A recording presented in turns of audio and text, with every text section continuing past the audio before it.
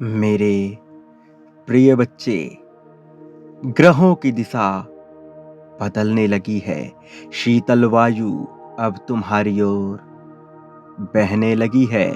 ये विस्तार का समय प्रारंभ हो रहा है।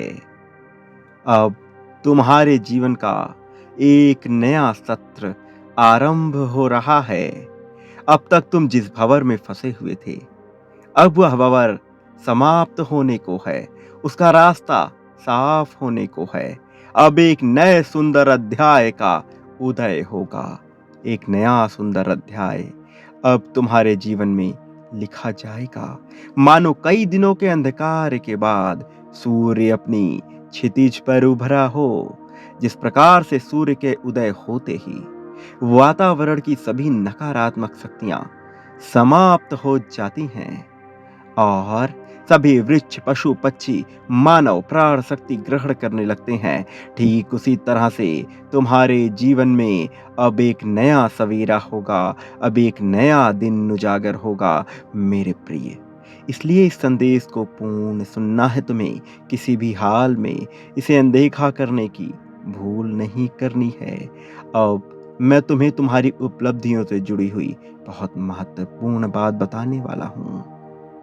अब तुम उस अवधि में प्रवेश करने जा रहे हो जहां तुम्हें स्वयं का बहुत तेजी से विस्तार करना होगा। ब्रह्मांड के मूल स्वरूप अर्थात विस्तार से तुम्हें सामंजस्य बिठाना होगा। ये ब्रह्मांड अनंत काल से ही विस्तारित होता जा रहा है और यह अनंत काल तक ही विस्तारित होता रहेगा और इसी से सभी ऊर्जाओं का प्रादुर्भाव होता है। अंततः सब इसी में विलीन हो जाती हैं। और अब जबकि तुम भी इसी ब्रह्मांड का अंश हो, तो आखिर कब तक तुम सीमित स्वरूप में ही जीवन जीते रहोगे? ये वही समय है जब तुम्हें अपनी शक्तियों को, अपनी क्षमताओं को और अपनी ऊर्जा को सभी तरफ से बढ़ाना होगा।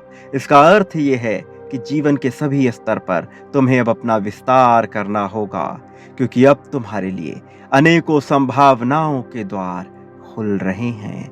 ऐसे द्वार जहां से केवल प्रगति और प्रगति ही प्राप्त हो सकती है, जहां से तुम्हें यह प्रकृति असीमित समृद्धि, प्रेम और सम्मान दिलाना चाहती है। लेकिन इसे प्राप्त करने के लिए तुम्हें स्वयं का विस्तार करना होगा। तुम्हें बड़े पैमाने पर अपने आप को देखना होगा। जो तुम नहीं जानते हो उसे जानने का प्रयास करो। उसे जानने का प्रयास करो जो एक है, जो सर्वत्र है, जो हमेशा से था, जो हमेशा रहेगा। इस संसार की बाकी व्यवहारिक ज्ञान से कोई फर्क नहीं पड़ता। यह प्रकृति गुप्त ज्ञान अपने भीतर समेटे बैठी है और इसी गुप्त ज्ञान को जानकर तुम्हें अपने भीतर वृद्धि करनी होगी, अपना विस्तार करना होगा। ध्यान में उतरकर तुम अपनी ऊर्जा का विस्तार करोगे। और जब मैं ध्यान की बात कर रहा हूँ तो मैं गूढ़ ध्यान की बात कर रहा हूँ, तथाकथित उन ध्यानों की नहीं जो समाज ने स्वयं के लिए मान रखा है। मेरे प्रिय, तुम्हारे जीवन में धन, प्रेम, प्रतिष्ठा और पवित्रता का विस्तार होगा। इस विस्तार को तुम्हें स्वीकार करना होगा। यदि किसी कार्य को उसके निर्धारित समय पर किया जाए तो पूरी प्रकृति उस कार्य में सहयोग करती है। इसमें तुम्हारा मनोभाव और तुम्हारी इच्छा शक्ति ये तय करती है कि तुम इस कार्य को कितना आगे लेकर जाओगे। तुम्हारे कर्म इस बात पर निर्धारित होते हैं कि वह कर्म निष्काम है, अर्थात वह कर्म मैं की भावना से किए गए हैं। मैं की भावना से किया हुआ कोई भी कर्म ईश्वर को समर्पित नहीं होता, और जो परमात्मा को समर्पित नहीं होता है वह इस संसार में यूं ही विलीन हो जाता है। उसका कोई मूल्य ना रह जाता है। इसलिए मेरे प्रिय बच्चे, तुम्हें अपने न केवल ज्ञान का विस्तार करना होगा बल्कि अपनी सोच का भी विस्तार करना होगा और स्वयं को कर्ता भाव से मुक्त करके स्वयं को अकर्म की श्रेणी में लाना होगा। जब तुम अकर्म की श्रेणी में ले आओगे तभी तुम्हारा निष्काम कर्म सफल होगा। इस संसार में कोई भी मनुष्य बिना कर्म किए नहीं रह सकता। यदि वह शांत चित्त भाव से चुपचाप बैठा है तो अभी उसका कर्म निश्चित होता रहेगा, तब भी उसका कर्म फलीभूत होता रहेगा, तब भी उसका कर्म चक्र चलता ही रहेगा। लेकिन स्वयं को कर्ता भाव से मुक्त रखकर किया गया सभी कर्म ईश्वर को समर्पित होता है, और ऐसी मान्यता रखने वाले मनुष्य के जीवन में कभी कुछ भी बुरा नहीं होता। कारण ये, क्योंकि तब उसका कोई कर्म होता ही नहीं है। जब वह यह मान बैठता है कि जो हो रहा है वो परमात्मा की मर्जी से हो रहा है, जो होगा वो परमात्मा की मर्जी से होगा, तब उसके जीवन में जो भी क्षण आते हैं उन्हें वह जिंदा दिली के साथ जीने लगता है।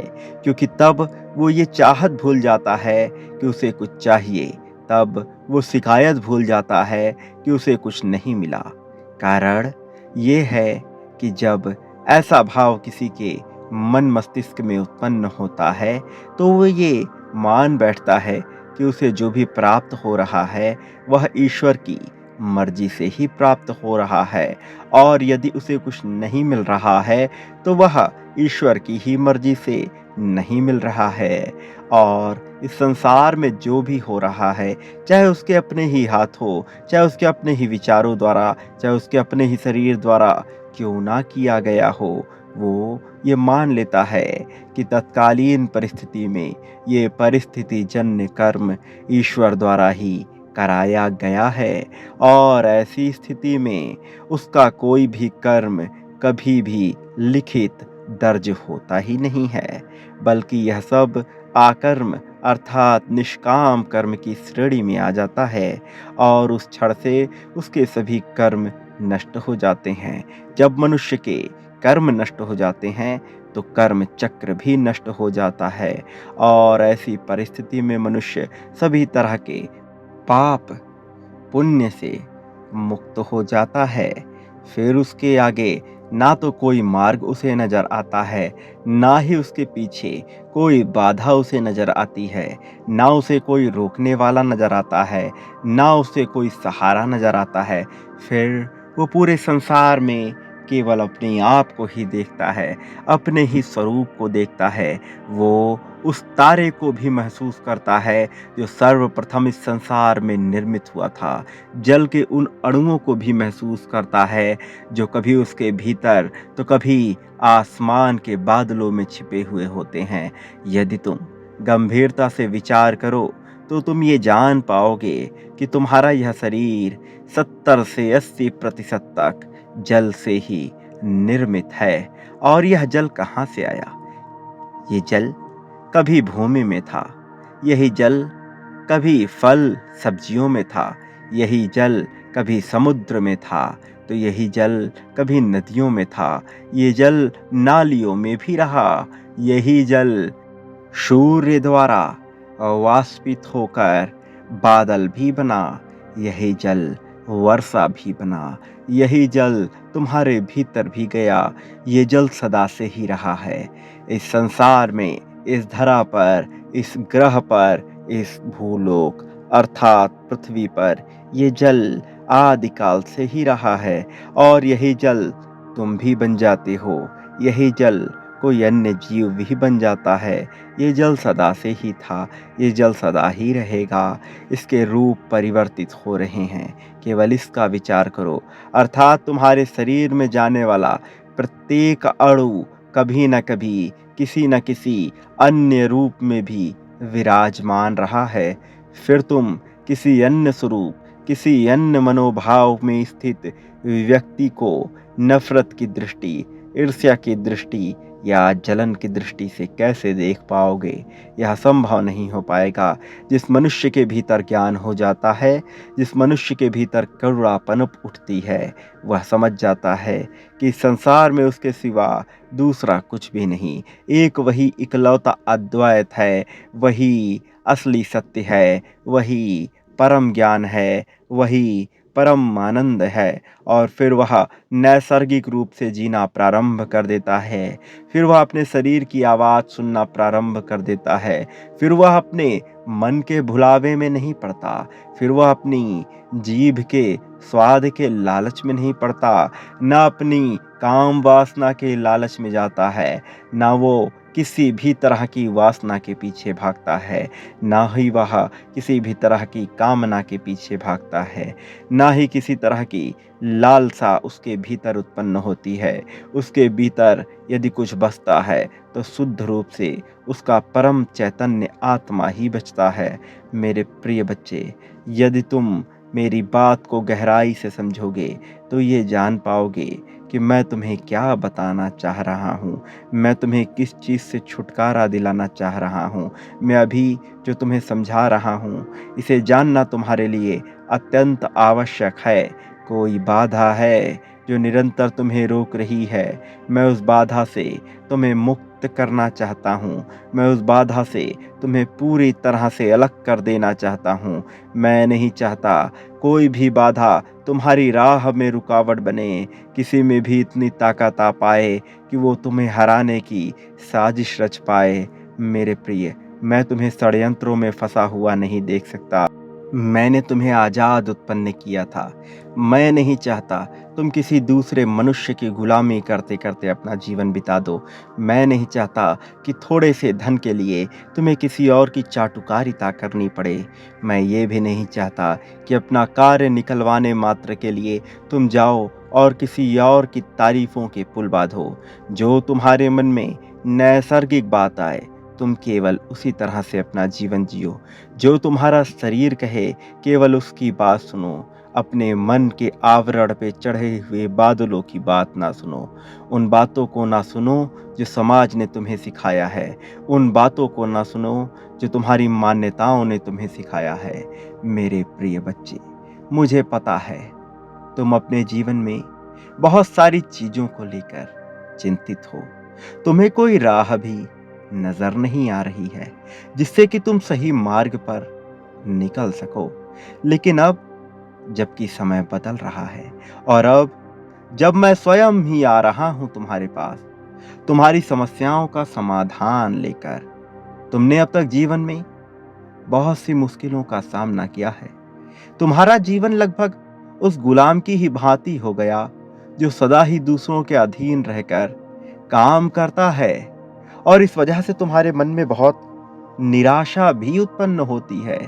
इस वजह से तुम्हारा मन सदा ही विचलित होता रहता है। तुम्हारे भीतर जितना प्रेम बसा है वह अद्भुत है, लेकिन तुम ये नहीं जान पाए कि उस प्रेम का प्रयोग कहाँ, कब और कैसे करना है। और इस वजह से तुम एक बेहतर मनुष्य होकर भी जीवन का आनंद नहीं उठा पाते हो। लेकिन मैं तुम्हारी जैसी दिव्य आत्मा को इस तरह से परेशान नहीं देख सकता। इसलिए मैं तुम्हारे लिए विभिन्न प्रकार की योजनाएं बना रहा हूं, और अब समय आ गया है जब इन योजनाओं को तुम्हारे जीवन में पूर्णतः लागू कर दिया जाए, जिससे तुम्हारा जीवन बेहतरीन हो सके। तुम एक सच्चे दिव्य आत्मा हो, इसलिए तुम्हारे जीवन को बेहतर होना ही चाहिए। मेरे प्रिय बच्चे, अपनी समस्त चिंताओं का त्याग कर दो। अपने मन से भय की जंजीरें उखाड़ फेंको। अपने भीतर आत्मविश्वास के सागर की मोतियां पिरो दो, क्योंकि अब मैं अपने दिव्य देवदूतों को भेजने के कार्य में लग गया हूँ, तुम्हारी सभी समस्याओं को समाप्त कर तुम्हें बेहतर जीवन दिलाने के लिए। यह दिव्य आत्मा जल्द ही तुम्हारे जीवन में प्रवेश करेगी। ये सांकेतिक रूप से तुमसे बातें भी करेगी। यह निरंतर तुम्हारा मूल्यांकन करती रहेगी। यह तय करेगा कि किस प्रकार से तुम्हारी सहायता की जानी चाहिए, और फिर कुछ समय बाद तुम ये देख पाओगे कि तुम्हारा जीवन पूरी तरह से चमत्कारिक रूप से बदल रहा है। मेरे प्रिय, यही वो समय है जब तुम्हारे जीवन में बेहतरीन मित्रों का भी प्रवेश होगा। उन्हें अपने जीवन में आने की तुम्हें अनुमति प्रदान करनी होगी। ये तुम्हारे लिए आवश्यक है। तुम्हारा जीवन अब पहले की भांति बिल्कुल भी नहीं रहेगा, बल्कि अब यह पूरी तरह से अद्भुत तरीके से चमत्कारिक रूपों में बदल जाएगा। अब तुम विशिष्ट लोगों में गिने जाओगे। अब तुम सामान्य नहीं रहोगे। अब तुम सामान्यता से ऊपर उठ जाओगे। मेरे प्रिय, अब यह बहुत ज़्यादा परिवर्तनकारी रुख अपनाने वाला है। अब एक ऐसे अध्याय का तुम्हारे जीवन में उदय होने को है। अब एक नया जीवन शुरू होने को है। इसे सहर्ष स्वीकार करो। इसे उतर जाने दो। मेरे प्रिय बच्चे, अपने जीवन को आशीर्वाद से भर लो। तुम्हारे जीवन में आशीर्वाद ही आशीर्वाद भेजा जा रहा है। इसे हर हाल में स्वीकार कर लो। अब संसार की कोई भी ताकत तुम्हें हरा नहीं सकती है। और अपनी जीत को अपने जीवन में उतर जाने दो। जीवन के हर क्षेत्र में अब जीत को स्वीकार करो। ये वो क्षण है मेरे प्रिय, जब तुम्हें अपने भीतर विस्तार कर बदलाव को अंगीकृत करना होगा। बदलाव की धारा को प्रारंभ करना होगा। अब तक जो हुआ, अब उस पर तुम्हारा कोई भी नियंत्रण नहीं है। आगे आने वाले भविष्य पर भी तुम्हारा कोई भी नियंत्रण नहीं है। तुम्हारे लिए जो पर्याप्त है वो यही वर्तमान है। लेकिन तुम अभी अपने वर्तमान से संतुष्ट नहीं हो। तुम अभी अपने वर्तमान में विभिन्न प्रकार की बातें सोचते रहते हो। तुम्हें आशाओं से मुक्त होने की आवश्यकता है। और जब मैं आशाओं से मुक्त होने की बात तुम्हें बता रहा हूँ, तो मैं भूत के ग्लानि और भविष्य के चिंताओं से भी मुक्त होने की बात कर रहा हूँ। मैं तुम्हें नैसर्गिक रूप से मूलतः तुम्हारी जो प्रकृति है उस तरह से जीवन जीने की बात कह रहा हूँ। मैं जो कह रहा हूँ उसके रहस्य में उतरो। मेरे प्रिय, यदि तुमसे किसी ने कोई समय बता दिया भोजन करने का, तो तुम्हें अपनी मान्यता के अनुसार वही समय मान नहीं लेना है। तुम्हें अपने शरीर की बात सुननी है। तुम्हें ये समझना है कि तुम्हारा शरीर कब भोजन की मांग करता है। तुम्हारा शरीर किस तरह के भोजन की मांग करता है, ना कि ये कि तुम्हारा मन क्या चाहता है, ना कि ये कि लोगों ने तुम्हें क्या बताया है, ना कि ये कि तुम्हें क्या खाना या पीना सिखाया गया है। मेरे प्रिय, इन सब बातों से मुक्त होकर केवल अपने शरीर की बात सुनो। क्या अच्छा है, क्या बुरा है, इस तरह के बेवजह की बेफजूल की बातों में मत पड़ना। सब कुछ इस प्रकृति का है। सब कुछ इस प्रकृति से ही लेना है। सब कुछ इस प्रकृति को ही वापस भी लौटाना है। इसलिए तुम्हें बेवजह की बातों से मुक्त होकर के अपने नैसर्गिक रूप से जीना प्रारंभ करना होगा। अपने शरीर की बात, अपने आत्मा की बात सुननी होगी, ना कि अपने मन के दबाव में आकर कार्य करना होगा। जो तुमने अब तक सीखा है, जो तुमने अब तक पढ़ा है, जो तुमने अब तक जाना है, या फिर जो तुम्हें जनाया गया है, तुम्हें इन बातों से अपने आप को स्वतंत्र करना होगा।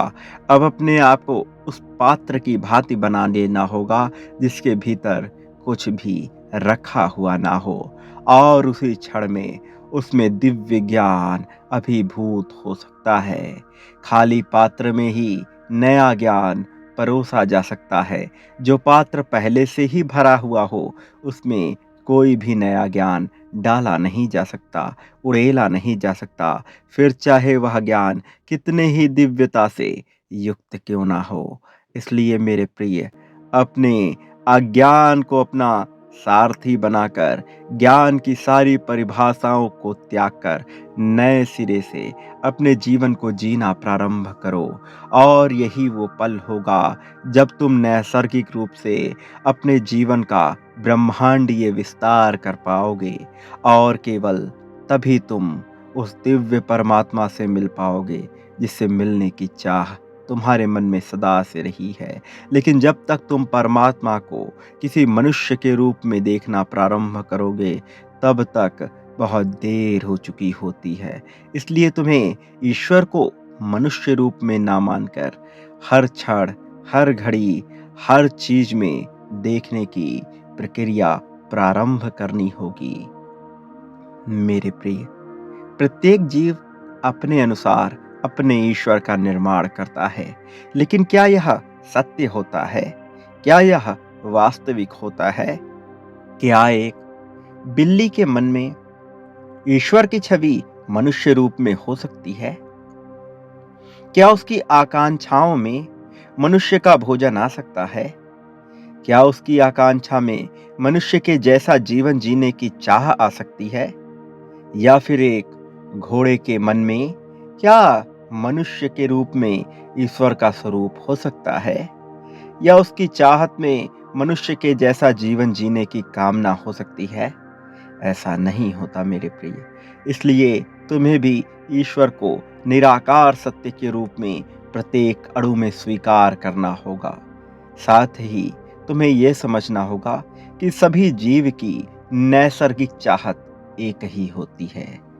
प्रत्येक जीव अपने लिए बेहतर घर की तलाश करता है, बेहतर भोजन की तलाश करता है, बेहतर साथी की तलाश करता है।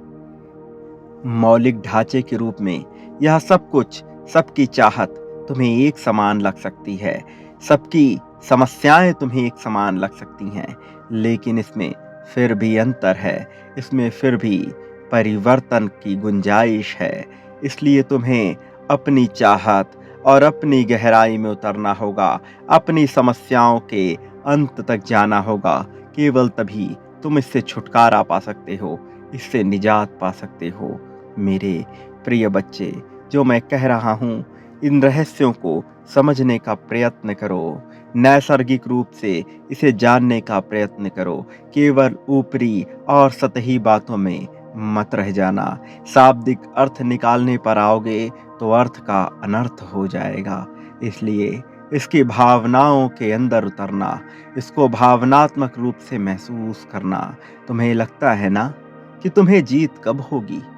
तुम निरंतर यह प्रश्न करते रहते हो कि वह कौन सा क्षण होगा जब तुम्हें जीत मिलेगी। मेरे प्रिय, मैं तुम्हें बताना चाहता हूँ, मैं तुम्हें समझाना चाहता हूँ कि तुम्हारी जीत तुम्हारे बिल्कुल समक्ष खड़ी है। तुम एकदम जीत के अंतिम छोर तक आ चुके हो। तुम उसे प्राप्त करने ही वाले हो, लेकिन तुम स्वयं के लिए ही बाधा बन रहे हो।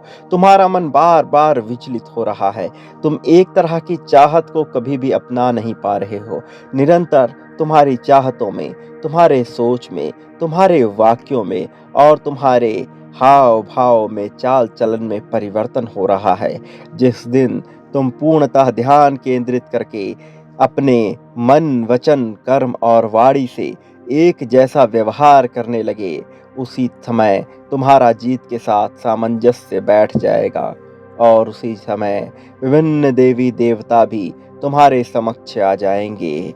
ऐसा नहीं है कि वह तुम्हें दिखाई देंगे, ऐसा नहीं है कि वो तुम्हारे समक्ष मनुष्य रूप में प्रकट हो जाएंगे, लेकिन उनकी शक्तियों का एहसास तुम्हें होता रहेगा। तुम उनकी दिव्यता को इतना तीव्र महसूस कर पाओगे कि जैसा आज तक तुमने पहले कभी भी ना महसूस किया हो। तुम उनके अंतर मन को जान जाओगे। तुम ये जान जाओगे कि तुम उनसे जुड़ चुके हो मेरे प्रिय, और उसी क्षण तुम्हारी जीत हो जाएगी, और तत्काल तुम्हें वह सब कुछ मिल जाएगा जिसकी तुमने चाहत की थी। कुछ ऐसी भी चीजें जिनकी चाहत तुम करने में सक्षम नहीं हो, लेकिन वो तुम्हारे लिए आवश्यक हैं। तुम्हें एक एक करके वो सभी चीजें हासिल हो जाएंगी। वह सब कुछ प्राप्त हो जाएगा जो तुम्हारे जीवन के लिए, आने वाले जीवन के लिए भी आवश्यक है। सब कुछ लिखा जा चुका है, लेकिन तुम्हें सामंजस्य बिठाना होगा अपने आप से, अपनी आत्मा से, अपने वाणी से, अपने कर्मों से, और स्वयं को कर्ता भाव से मुक्त रखना होगा। जब तुम स्वयं को कर्ता भाव से मुक्त रखते हो तो तुम्हें दुख या सुख दोनों ही दिखाई नहीं पड़ता। तुम्हें केवल दिखाई देता है तो हर जगह परमात्मा ही परमात्मा, और हर चीज में, हर कर्म में तुम्हें परमात्मा की ही मर्जी दिखाई पड़ती है। इसलिए मेरे प्रिय, तुम्हें परमात्मा को स्वीकार करना होगा, अपनी बाधाओं को काटना होगा, आगे बढ़ना होगा, रहस्यवादी जीवन को त्याग कर सरल जीवन की ओर कदम बढ़ाना होगा।